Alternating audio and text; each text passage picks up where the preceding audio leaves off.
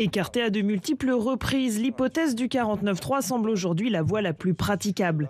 Cet outil a le mérite d'avoir déjà été utilisé, mais aussi de conserver dans le texte final des amendements votés au Parlement. Un moindre mal après des mois de travail, mais le Premier ministre doit s'atteler à trouver un nouveau compromis, car un 49.3 l'expose à une motion de censure qui précipiterait sa chute et celle du budget. Ce qu'on peut tous déplorer, c'est que ce compromis ne puisse pas naître sur les bancs de l'Assemblée nationale et qu'il naisse à l'extérieur de l'Assemblée nationale, mais quand même avec des forces politiques qui sont toutes représentées à l'Assemblée nationale et les discussions se font avec les parlementaires. Encore très fragile, le compromis semble néanmoins trouvé avec le Parti socialiste, dont plusieurs mesures ont été reprises dans la copie budgétaire. Il s'est montré unijambiste, le Premier ministre. Il a écouté avant tout les socialistes et il n'a pas écouté ce que portait le bloc central. Ah, mais maintenant, on ne va pas tergiverser. Donc il faut le voter. Il faut avancer. Il faut adopter ce budget et en tout cas, s'il y avait une motion de censure, ne pas voter la motion de censure. Vent debout contre un 49.3 il y a encore quelques mois, le Parti socialiste voit désormais d'un bon œil ce dénouement budgétaire possible. Il peut être critiqué dans la mesure où, quelquefois, c'était pour forcer une majorité. Ouais. Là, il ne s'agit pas de forcer une majorité, il s'agit de constater qu'il n'y a pas de majorité et que donc l'article 49.3 est particulièrement approprié à cette situation. Si le 49.3 était choisi, il pourrait être activé dès demain sur le volet recettes du projet de loi de finances, puis sur le volet dépenses et enfin sur le texte dans son ensemble. Et on va y revenir avec vous. Bonjour Yves Tréhard, merci beaucoup. Bonjour Oriane, bonjour à tous. Directeur adjoint de la rédaction du Figaro IV. Bonjour Elisabeth Bonjour Oriane. Merci également d'être avec nous. 49.3, ordonnance Sébastien Lecornu va donc trancher. Est-ce que finalement il a le choix politiquement entre deux mauvaises solutions, Elisabeth ? Oui, c'est un peu ça. Il faut en finir de toute façon.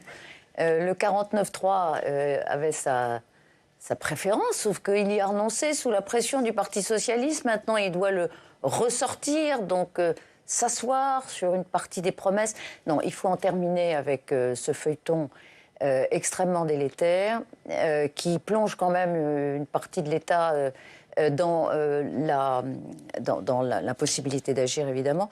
Alors, 49.3, oui, ça permettrait quand même de respecter le Parlement, puisqu'on sait qu'avec les ordonnances, on a un budget copie initiale rectifié ensuite par un projet de loi, mais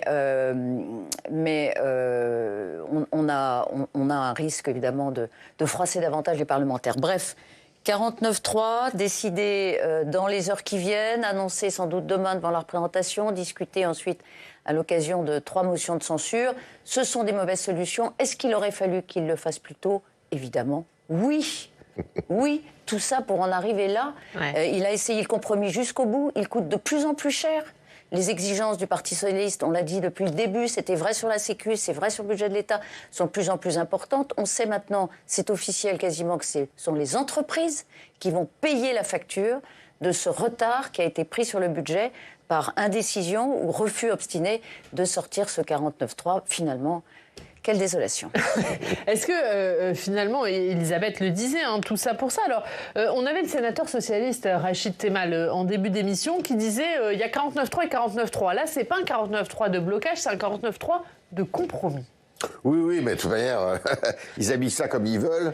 Le 49.3, j'ai pas oublié que pour eux, c'était un outil anticonstitutionnel depuis le début. Ça n'a pas changé, y compris pour l'ancien président de la République.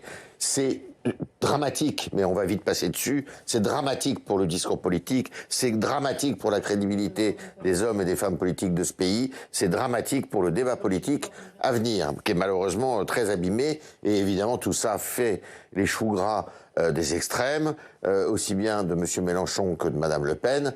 On en est là. Donc le 49.3, il n'est pas, je dirais, comme ci ou comme ça. C'est un outil dont il fallait se servir depuis le début, puisqu'il n'y a pas de majorité à l'Assemblée nationale. Et le Premier ministre a plutôt bien joué son coup, d'ailleurs, parce que il a essayé et bon, finalement, il revient avec le 49.3. C'est vrai que ça coûte cher à la France. Mais est-ce que ça peut lui coûter cher politiquement ? Est-ce qu'aux yeux des Français, il peut apparaître comme reniant sa parole ou pas ? Non, je crois pas, parce que ça passera au-dessus finalement, ça va passer, tout ça va être oublié, on va rentrer dans les municipales très vite. Les municipales, après, ça sera la présidentielle. Et il aura réussi son coup. Il aura réussi quoi? Il aura réussi à rester en place pour protéger le président de la République. Parce qu'il est là, le sujet. Le sujet, c'était de faire en sorte qu'il n'y ait pas de crise majeure et que cette crise débouche sur une remise en question du deuxième mandat du président de la République. C'est pas le cas. Et d'autant que maintenant, ça ne sera pas le cas. Plusieurs à appeler au 49-3 de son camp au Parti Socialiste. On va écouter ce matin Elisabeth Borne qui était sur TF1 et Boris Vallaud qui était lui sur RTL. C'était à peu près écrit qu'il n'y aurait pas de majorité pour voter un budget. Il me semble que ça serait assez paradoxal au motif que le 49-3 ne serait pas démocratique de passer par une méthode où on tient à l'écart le Parlement et c'est le gouvernement qui agit seul. Donc à choisir, mieux vaut le 49-3 entre deux mots. Le 49-3 est peut-être le moins pire. Ça me paraît effectivement le moins pire. Nous avons formulé une demande, que le Parlement soit respecté, que le débat parlementaire puisse avoir lieu. Vous avez dit pas de 49-3. Mais nous aurions aimé, comme nous avons fait sur le loi de finances de la sécurité sociale, aller au bout de cela. Mais il se trouve qu'il y a des forces politiques qui, depuis le départ, ne l'ont jamais souhaité, n'ont jamais même envisagé la possibilité du compromis. Nous sommes mis devant une forme de fait accompli en ayant fait, je crois, notre devoir de parlementaire depuis le début. Et ce que nous avons obtenu aujourd'hui pour les Françaises et les Français, nous n'avons pas fait œuvre utile. Et je crois, comme socialistes, nous avons fait œuvre utile. Voilà. Qui sort gagnant, qui sort perdant, Elisabeth? Est-ce que Sébastien Lecornu, finalement, il a réussi son pari, un budget et a priori pas de censure? Et est-ce que le Parti Socialiste a réussi le sien d'imprimer sa marque sur ce budget? C'est ce qu'il va vendre. Il est obligé de le vendre. C'est le prix de son affranchissement de LFI, c'est d'avoir obtenu, et maintenant, l'enjeu des municipales pour le Parti Socialiste, qui va essayer de conserver ses baronnies, ces villes, ça va être de vendre ce que disait Olivier Faure, c'est-à-dire nous avons amélioré la vie quotidienne des Français sur un certain nombre de points. C'est un enjeu capital pour lui, parce que, encore une fois, il a divorcé de LFI. Durablement, je ne le crois pas, mais en tout cas, il l'a fait à courte et moyenne échéance. Sébastien Lecornu posait la question, je pense que les Français ne mettront pas à son débit le 49-3. D'abord, les Français, ils sont contre le 49-3, mais ils sont pour qu'on ait un budget. Donc, je pense qu'au final, ils seront contents qu'on tourne la page. Et ensuite, le Parti Socialiste, lui, franchement, il va tout faire pour ne pas dire que c'est lui qui a demandé le 49-3 après l'avoir réclamé sa disparition, le fait que le gouvernement n'y recourt pas. Mais je trouve ça indigne de la part du Parti Socialiste, parce que dans le fond, ce qu'il gagne, c'est évidemment grâce au 49-3. Vous voyez, cette contradiction. Mais quelle tambouille! Alors, qui gagne? Je pense que la stabilité du gouvernement, quand même, le fait qu'on ait un budget tardif, mais qu'on ait un budget quand même. 5%, encore une fois, sont les entreprises qui payent la facture. Il y a toujours quelqu'un qui paye la facture. Donc ça, dans la précipitation, c'est l'impôt sur les sociétés. Ce sont des baisses de charges qui avaient été promises qui sans doute iront à la poubelle. Jusqu'à la prochaine fois, peut-être. Mais qui gagne? Pas grand monde, franchement. Et les extrêmes au Parlement, effectivement, je pense que ça ne changera pas les rapports de force. Ça augmente le brouillard dans lequel on entretient les Français avec une politique illisible. Et on va voir ce qu'en dit Sébastien Chenu, le vice-président du Rassemblement national. Il avait dit qu'il n'utiliserait pas le 49-3. Il va l'utiliser. Situation bloquée. Il va l'utiliser. Oui, mais enfin, de son fait, on savait tout ça dès le début. De son fait, alors, lui pense que, enfin, l'exécutif affirme que les saboteurs sont LFI et RN que leur. Non, mais ça, c'est la facilité. Nous, on est l'opposition. On n'est pas d'accord avec ce budget. On ne le vote pas. On ne s'est jamais caché. Le Rassemblement national, vous entendez la position. Est-ce que finalement aussi ils vont sortir gagnants en apparaissant, comme ils disent, comme la seule opposition? C'est ce que je vous ai dit tout à l'heure. Non, le grand gagnant, si on est dans la cuisine interne, c'est le Parti socialiste, puisqu'en fait c'est un budget du Parti socialiste là qui va être adopté. Après, la tambouille telle qu'elle a été présentée, ça ne peut que profiter aux deux extrêmes, c'est-à-dire à LFI et au Rassemblement national. C'est vrai. C'est eux qui vont tirer les marrons du feu et on va très vite le voir. Alors je ne sais pas si ça sera à l'occasion des municipales, c'est pas évident, mais on le verra probablement à l'occasion de la présidentielle. Parce que pour vous, ça n'aura pas d'impact sur les municipales, ni pour le PS vis-à-vis de la France. Non, les municipales, il ne faut pas se tromper, hein, c'est une élection locale. Et on risque d'ailleurs d'avoir une surprise tout à fait étonnante pour les municipales, mais qui sera déconnectée du vote du budget, c'est que les deux forces politiques déclinantes du paysage actuel, eh bien, s'en sortent pas trop mal. C'est-à-dire à la fois LR et le Parti socialiste. Oui, d'accord, il n'y aura pas d'impact sur les municipales de cette instabilité Non, je ne pense pas, mais budgétaire. quand vous dites le Parti socialiste sort gagnant parce qu'il a fait passer un certain nombre de mesures, sur le plan économique, c'est vrai qu'il pourra le dire, puis c'est factuel. Il a fait passer des mesures 100% PS dans le budget. Je ne suis pas sûre que politiquement les Français le perçoivent vraiment comme ça. Je ne suis pas sûre que devant un candidat PS, ils disent « Merci pour ce que vous avez fait pour nous dans le budget », parce que ce budget, il est illisible d'une certaine façon. Et le Rassemblement national, quand même, a montré aussi ses contradictions à l'occasion du débat budgétaire. Donc il sort gagnant. Il est de toute façon aujourd'hui, tout profite, tout fait ventre pour le Rassemblement national. Mais c'est l'ensemble qui bénéficie. C'est l'effet produit, l'image générale, le plan large qui profite au Rassemblement national. Si on regarde, si on focus sur les débats, le Rassemblement national, il s'est empêtré dans des contradictions. Il n'a pas tranché encore véritablement sa ligne. Et pour ceux qui regardent très attentivement, je pense qu'il peut aussi être considéré comme perdant à certains égards. Mais les Français perçoivent le plan large, comment voulez-vous? Ça fait longtemps, ils regardent plus ce qui se passe dans l'hémicycle. Ça dure depuis combien de temps? D'où le fait qu'il est gagnant, qu'il soit gagnant. Et alors à la fin, il gagne, effectivement. Et justement, on va parler des municipales. Municipales du côté de Renaissance. Pour commencer, on va écouter Aurore Berger, qui était notre invitée il y a quelques minutes et qui critique quelque peu la stratégie de son parti de soutenir des candidats issus d'autres formations plutôt que de miser sur son implantation locale. On l'écoute. En tout cas, moi, ce que je veux, c'est qu'il n'y ait pas le risque de l'effacement. On a des grands partis politiques qui, malgré des défaites très importantes des élections présidentielles, le Parti socialiste ou les Républicains ont survécu. Ils ont survécu. Pourquoi? Parce qu'ils avaient une base arrière. Et la base arrière, c'est quoi? C'est une base arrière municipale, départementale, régionale. Que vous n'avez pas aujourd'hui. Donc, c'est pour ça que nous, on doit impérativement construire cela. Construire des alliances au niveau local, de manière à garantir d'avoir des élus locaux, d'avoir, je l'espère, des maires, et ne pas prendre le risque de la division.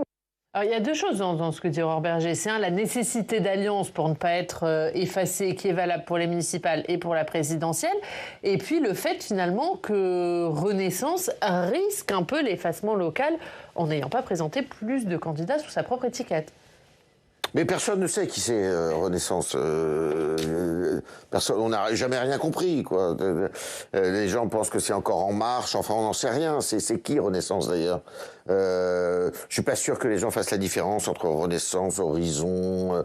Tout ça, ça n'a aucun intérêt, mais strictement aucun intérêt. Et c'est pour ça qu'à mon avis d'ailleurs, ces élections municipales vont plutôt faire le jeu de ceux qui sont identifiables, c'est-à-dire les LR et le Parti socialiste. Renaissance, je suis désolé, mais n'existe guère sur le plan local.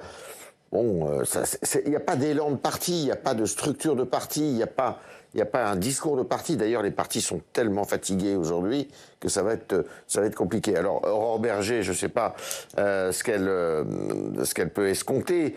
C'est vrai qu'ils n'ont jamais réussi à s'implanter localement. Jamais. Parce que ce n'était pas une volonté non plus du président de la République. Or, ce bloc central n'existe que par la volonté du président de la République. Et c'est particulièrement visible dans une ville comme à Marseille, par exemple, ou même à Paris. On a en fait, à Marseille, c'est intéressant, c'est la droite contre la gauche. Avec, effectivement, Benoît Payan, le maire sortant, et puis derrière, le LFiste de Logu, qui est un courtisan du pouvoir algérien, au passage, qui fait plus de 10% dans les sondages. Et puis en face, on a le Rassemblement national, c'est inversement proportionnel. Le Rassemblement national, donc l'extrême, qui est en tête, et derrière, la droite de Martine Vassal, soutenue par Renaissance. Il y a toujours un candidat qui soit droite-gauche, soutenu par Renaissance. Il n'existe que par, effectivement, ses soutiens, mais rarement, voire jamais. On verra à Bordeaux peut-être, mais rarement ou jamais en première ligne. Donc, ça sera, de toute façon, ça va être passionnant. Hein. Ça va être parce que Marseille, parce que Paris, parce que des grandes villes peuvent basculer. Ce seront là des lectures, des événements nationaux. Vous vous rendez compte si Marseille, par exemple, basculait du côté du Rassemblement national, ce serait un événement considérable qui écrasera tout le reste. Et c'est pas impossible. Et c'est pas pour rien que Marine Le Pen a choisi Marseille pour lancer la campagne municipale de son parti. C'est pas pour rien que Marine Le Pen a lancé effectivement la campagne municipale à Marseille. Il ne faut pas oublier que Marseille était la ville que visait d'une certaine façon Jean-Marie Le Pen. C'était vraiment là. Et puis il y a un électorat qui est évident à Marseille. Ça va être bougrement intéressant. C'est aussi intéressant parce que à Paris, le Rassemblement national, là, il n'y arrive pas. Et on verra s'il y arrive, si les nationalistes y arrivent à travers une autre figure qui est celle de Sarah Knafo, qui n'est pas tout à fait qui n'a pas tout à fait la même ligne que celle du Rassemblement national. Donc, non, Marseille, ça va être bougrement intéressant à suivre. Et c'est aussi l'illustration, Marseille, d'une question qui va se poser aux Républicains. Faut-il, oui ou non, s'allier avec le Rassemblement national dans l'entre-deux tours pour battre la gauche? Oui, alors, parce que ça va être... au deuxième tour, il y aura sans doute des quadrangulaires. Ouais. Et on aura effectivement la question des alliances à Marseille, donc qui va se poser. Que va faire LFI avec Benoît Payan? Que va faire Martine Vassal, LR, avec Franck Alizio? Bon, ça va être compliqué. Je vois pas très bien LR se pactiser avec Franck Alizio. Et donc, comment vont réagir les électeurs? Est-ce que Delogu veut faire tomber le Parti socialiste comme c'est le cas dans d'autres villes? Très nettement. Est-ce que Chikirou veut faire tomber le Parti socialiste à Paris? Il va y avoir des seconds tours qui vont être diablement intéressants avec chaque fois... parce qu'ils auront passé la barre des 10, 4, 5 candidats. Et alors, c'est pour ça qu'il y a quand même du suspense, un suspense considérable. Et quand même, droite-gauche qui se reconstitue, et avec le Parti socialiste et LR qui pourraient conserver, vous le disiez, le LR et le PS vont-ils conserver leur fief? Ces deux partis de municipalité. Ils font 4,75% et 1,75% respectivement à la présidentielle pour LR et le PS. Et puis au moment des municipales, ils se refont un peu la cerise. Mais non, Marseille, Paris, Lyon aussi. Lyon, c'est acquis. Oui, mais... C'est acquis pour M. Aulas. Ils vont perdre, les écolos vont perdre. 3 villes où il y a un changement de scrutin. Effectivement, il a une telle avance, Jean-Michel Aulas. À Lyon, on ne voit pas comment Grégory Doucet, qui a fait, alors juste par parenthèse, parce que c'était assez gourmand, enfin assez délicieux à entendre, il a fait une envolée lyrique en faveur de la police municipale samedi, Grégory Doucet, en disant formidable la police municipale armée. Enfin, c'était extravagant. Voilà, il essaye de remonter la pente. Voilà. Maire de Lyon et donc candidat à sa succession et écologiste, Grégory Doucet. On va terminer en parlant de l'actualité internationale et de ce bras de fer entre Donald Trump et Emmanuel Macron et l'Union européenne plus largement. Donald Trump qui maintient ses menaces sur le Groenland et qui menace même maintenant les pays de l'Union européenne de droits de douane. On va écouter ce qu'en disent le commissaire européen Stéphane Séjourné ainsi que l'eurodéputé socialiste Raphaël Glucksmann. Le Groenland ne sera jamais américain. Il faut que le chantage cesse. Et je pense que l'administration américaine fait une erreur importante, c'est de tester les Européens sur 2 principes qui sont des principes fondamentaux de la construction européenne, qui est l'autodétermination des peuples et la souveraineté territoriale des États membres de l'Union européenne. Nous sommes au stade de la menace du côté américain, nous devons être au stade également de la menace au niveau européen. Et l'outil anti-coercition est en quelque sorte une arme de dissuasion. Nous pouvons dissuader Trump d'agir si nous lui montrons que nous n'allons pas céder et que nous allons utiliser les leviers à notre disposition. L'Europe est le premier marché du monde. L'économie américaine dépend du marché européen. Les grandes plateformes numériques américaines dépendent du marché européen. Et donc ce qui nous manque aujourd'hui, ce n'est pas l'instrument de la puissance, nous l'avons, c'est la volonté de puissance, c'est la volonté de résister. Et pourquoi Donald Trump nous traite comme des serpillères? Parce qu'il est convaincu que nous ne réagirons pas. Est-ce qu'au-delà des mots, l'Union européenne va agir? Emmanuel Macron pousse pour utiliser cet instrument anti-coercition, une sorte de bazooka, qualifié ainsi par l'Union européenne. Est-ce qu'elle va suivre? Est-ce qu'elle va se lancer dans un vrai bras de fer avec Donald Trump? Elle y a intérêt, de toute manière. Ça risque de très mal se finir, cette histoire, de toute manière, avec Donald Trump. Vous savez, Donald Trump, c'est un peu, pardon de la comparaison, mais c'est Idi Amin Dada à la Maison-Blanche. C'est exactement ça. J'ai couvert, moi, l'actualité ougandaise, et je peux en parler. C'est tragique. Ce qui se passe est absolument tragique. Vous savez, si l'inverse avait été... si par exemple la France ou l'Union européenne avait décidé de s'emparer de l'Alaska, eh bien probablement que les responsables européens auraient été interdits de séjour aux États-Unis. Est-ce que vous imaginez que mercredi, Donald Trump qui doit venir en Europe, on l'interdise de venir en Europe? On en est là aujourd'hui. La réponse est dans la question. Donc on en est là aujourd'hui. On est trop faible face à lui? Non, il faut absolument tenir. Alors, on va voir si ce dispositif anti-coercition peut marcher. Je ne sais pas. Mais moi, je pense que le bras de fer n'est pas fini et que, évidemment, il ne fait que commencer. En tout cas, il commence. C'est quand même plus réconfortant du point de vue des Européens ou des Européens que les précédents épisodes. On réagit. Alors, on ne réagit pas de façon unitaire. Dire, on est 27. Ah bah oui, comme d'habitude. Après, on peut prendre des décisions à majorité qualifiée et pas à l'unanimité, mais pour l'instant, on voit les pays, et c'est heureux, la France, l'Allemagne, alors l'Union... les Britanniques sont associés à ce bras de fer, qui effectivement répondent par la loi du talion. En tout cas, ils la brandissent. Parce qu'effectivement, il y a des armes jusqu'à, effectivement, dans l'outil coercition, tel que, par exemple, plaidait l'ancien Premier ministre Gabriel Attal, l'interdiction qui est faite aux industries américaines d'investir dans les marchés publics, candidater à des marchés publics européens.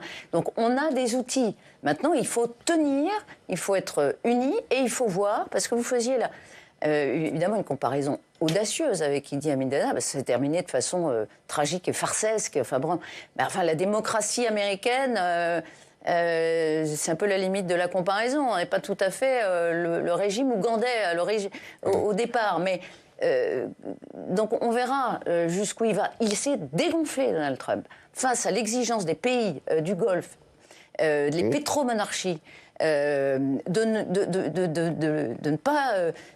ne pas vouloir qu'ils viennent jouer dans leur backyard, dans leur cour. Il s'est dégonflé. Donc c'est un président qui peut reculer.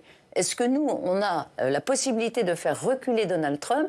La partie n'est pas jouée, mais à minima, on la joue. Et donc, on verra si on d'une certaine façon, il rend service à l'Europe, d'ailleurs, parce qu'il permet à l'Europe, tout comme Poutine l'a fait, parce que jamais l'Europe, finalement, n'a essayé d'exister face à Poutine il y a quelques années, enfin, et maintenant, d'ailleurs, et maintenant, ça va être face à Trump. On l'a pas vu au moment de l'union des premières taxes douanières. On s'est quand même couché. C'est vrai. On se rappelle d'Ursula von der Leyen en Irlande, qui va signer un contrat. On pourrait aujourd'hui prendre ce contrat et le déchirer pour montrer aussi notre détermination. Mais on verra jusqu'où on va, mais c'est mieux que si c'était pire. Il faut que de temps en temps, il y ait un verre à moitié plein.